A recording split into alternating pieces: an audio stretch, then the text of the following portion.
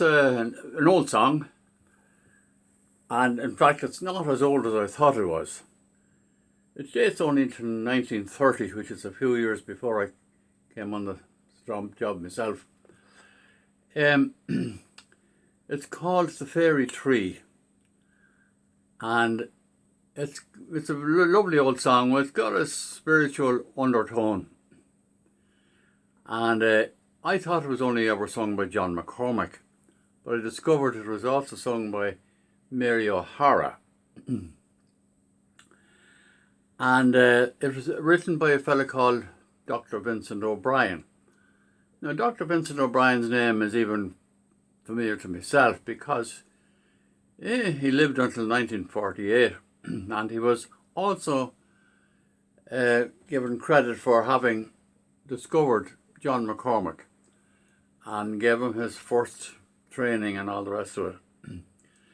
So this song is credited to Vincent O'Brien, written in 1930, and it's goes something like this. All night around the thorn tree the little people play, and men and women passing will turn their heads away. From break of dawn till moonrise, alone it stands on high, with twisted twigs for branches across the winter sky. They'll tell you dead men hang there, its black and bitter fruit, to guard the buried treasure round which it twines its roots. They'll tell you Cromwell hung them, but that could never be. He'd be in dread like others to touch the fairy tree. But Katie Ryan saw there in some sweet dream she had the blessed Son of Mary, and all the face was sad. She dreamt she heard him saying, "Why should they be afraid? Why should they be afraid? When from a branch of thorn tree the crown I wore was made. At moonlight round the thorn tree the little people play, and men and women passing will turn their heads away. But if your heart's a child's heart, and if your eyes are clean, you'll never fear the thorn tree that grows beyond Locheen.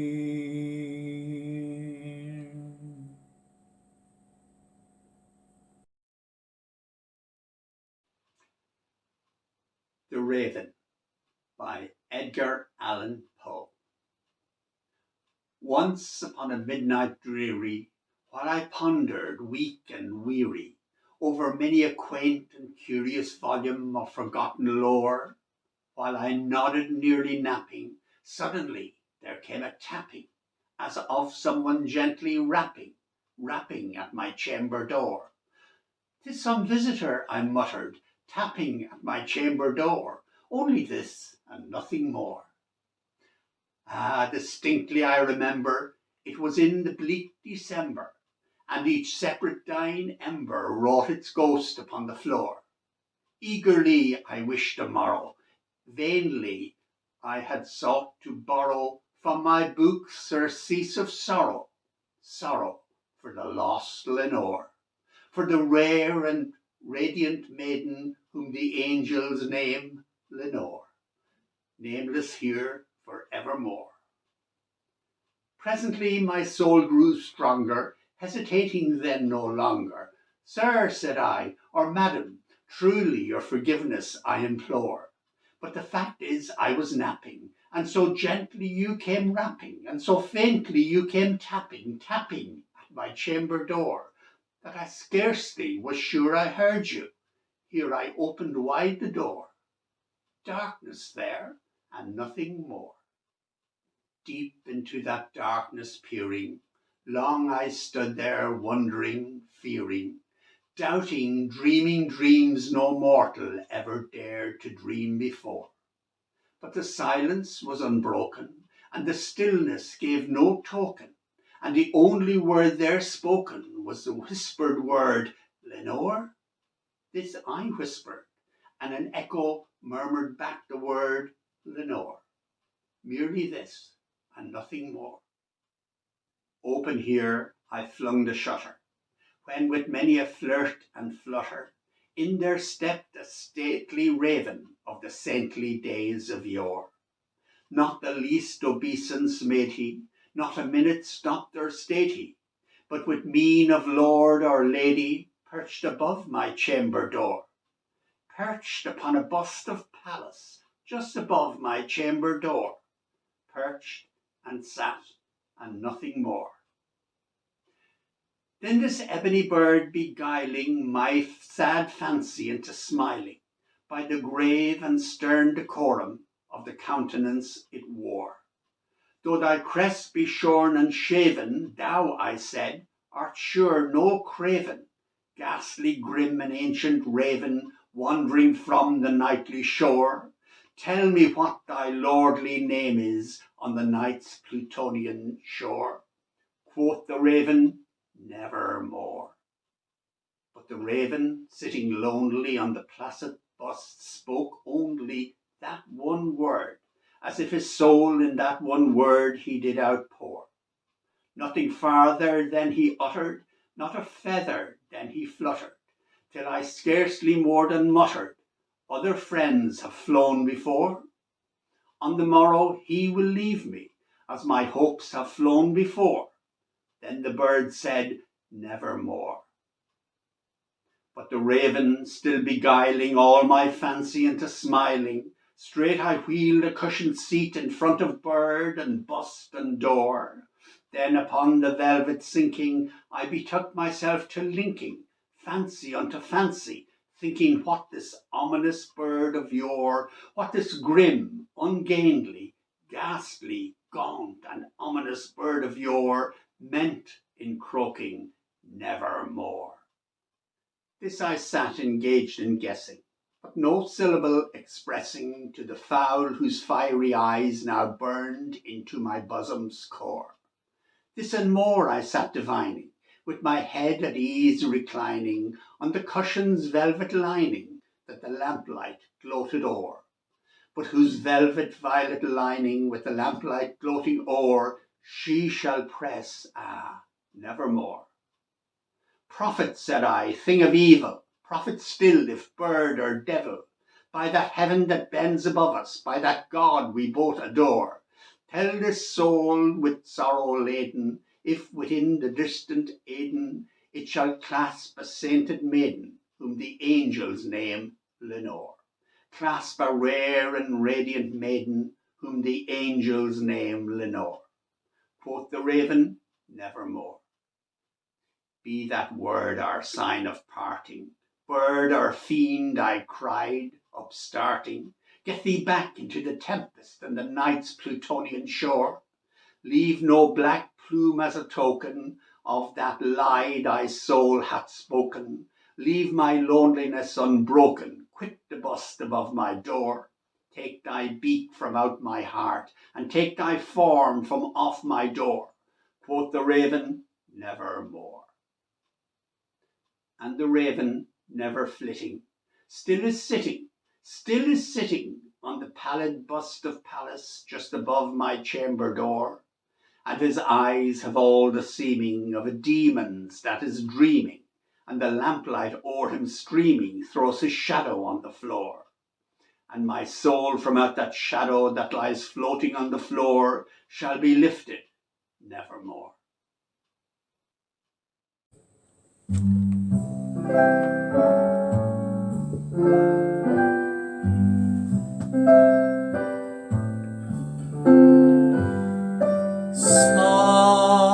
Someday I'm awfully low and the world is cold, I will feel it low just thinking of you and the way you look tonight.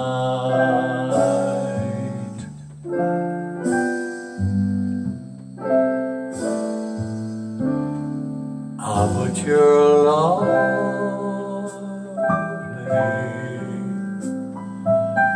with your smile so warm and your cheeks so soft. There is nothing for me but to love you and the way you look tonight.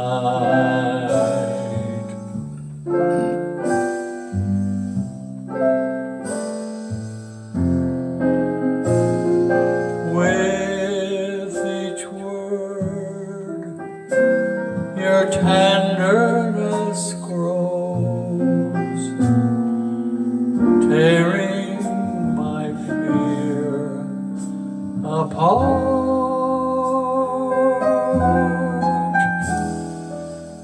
And that laugh that wrinkles your nose touches my foolish heart.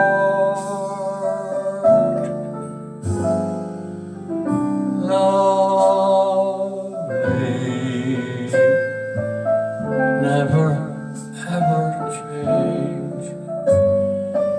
Keep that breathless charm. Won't you please arrange it? 'Cause I love you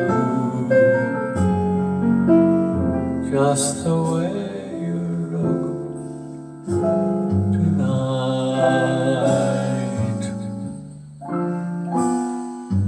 Just the way you look. Ah, just the way. Just the way you look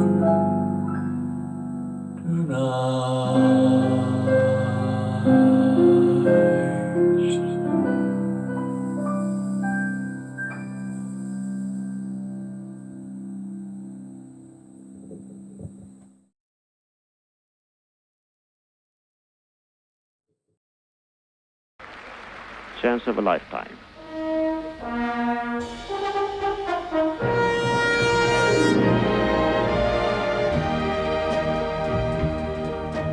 One day, while I was out walking, I saw your face in the midst of a crowd.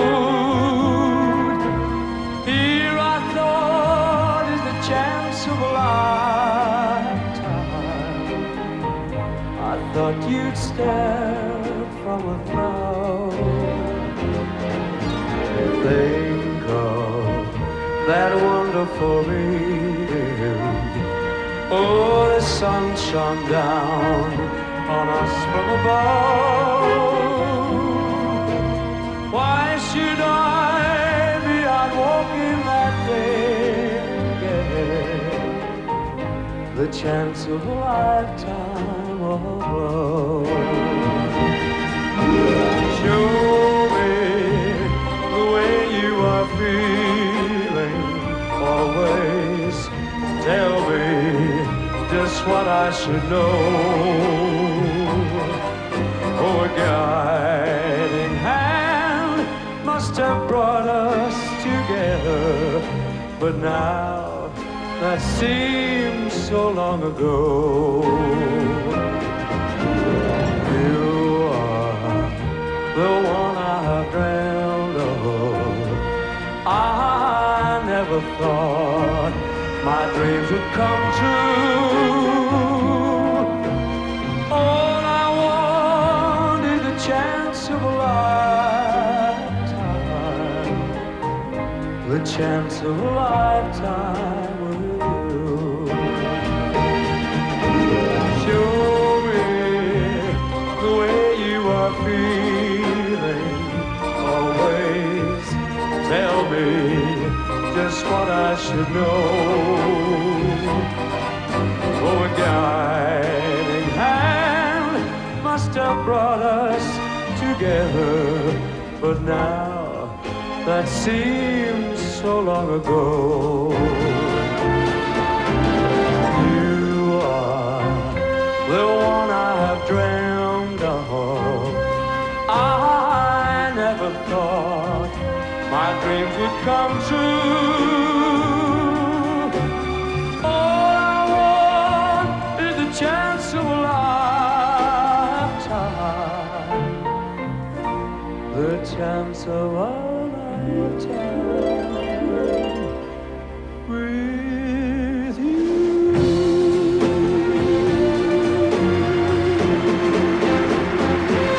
Keegan, chance of a lifetime. This poem was occasioned by a visit to the Lake District, to Grasmere, where Wordsworth's Dove Cottage is, and there's a tea room there, sort of ye old English tea rooms, but they serve pizza there. And somehow I thought, that's just not right. And this is based on a true incident, but it has been, we poets change things slightly. So it's not quite true, but it is based on a true incident I witnessed while I was there. Irish poet at Grasmere. At the Dove Cottage tea rooms, they couldn't find the gentleman who ordered the spicy beef pizza. In vain, the serving girls scouted tables, argued, while the dish cooled and the cooks became embroiled. In desperation, one took command, called out his description: solitary, tall, balding, bearded, handsome.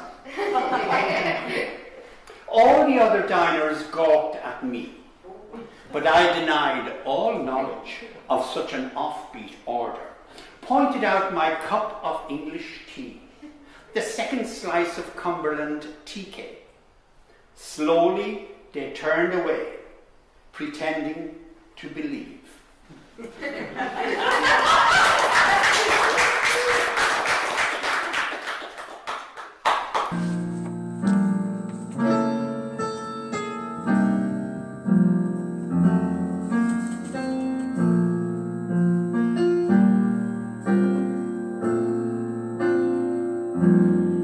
There were bells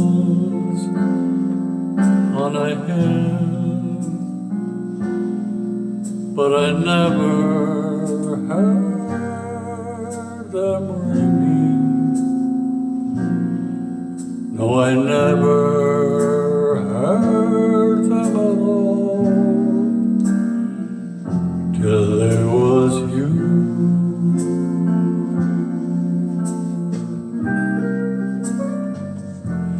There were birds in the sky, but I never saw them winging. No, I never saw them at all, till there was you.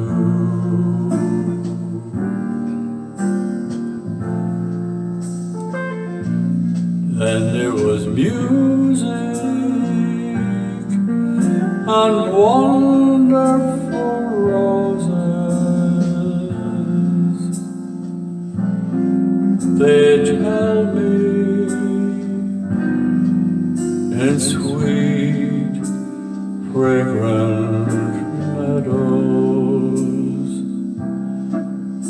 of dawn.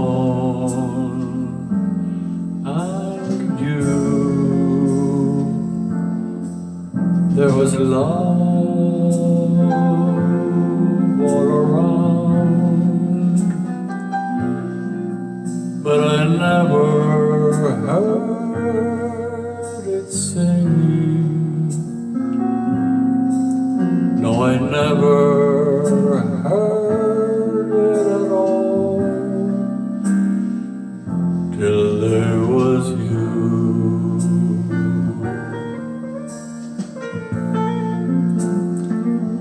Then there was music and wonderful roses. They tell me in sweet, fragrant meadows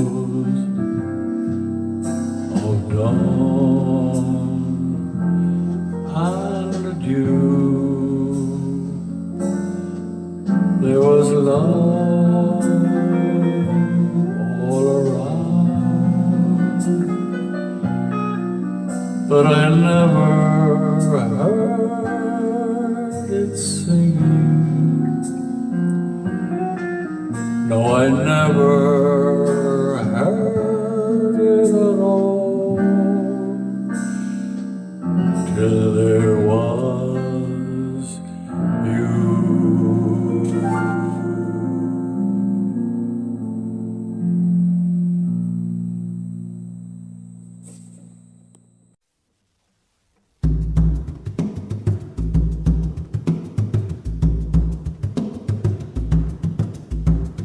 She Connecticut. Hoewel er is voor iets geurig, she kost die woord gejarige. She Connecticut. Hoewel er is voor iets geurig, she kost die woord gejarige. She Connecticut. She hoewel er is voor iets geurig, she kost die woord gejarige. Massen de bossen, kan je genariken.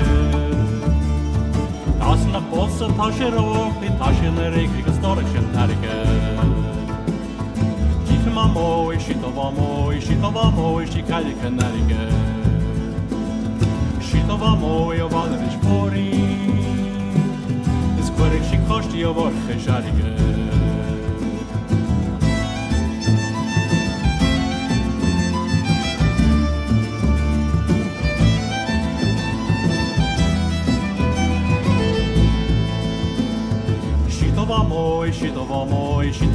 She kan je Connecticut. She mooi, wat er is voor je. Is korrekt, she kost je woord genariken. Is korrekt de post, ik beter een meisje. Is korrekt de post, die schalem is morgens maar in die kansie. She mooi, she kan je Connecticut. Mooi, wat er is voor je. Is korrekt, she kost je woord genariken.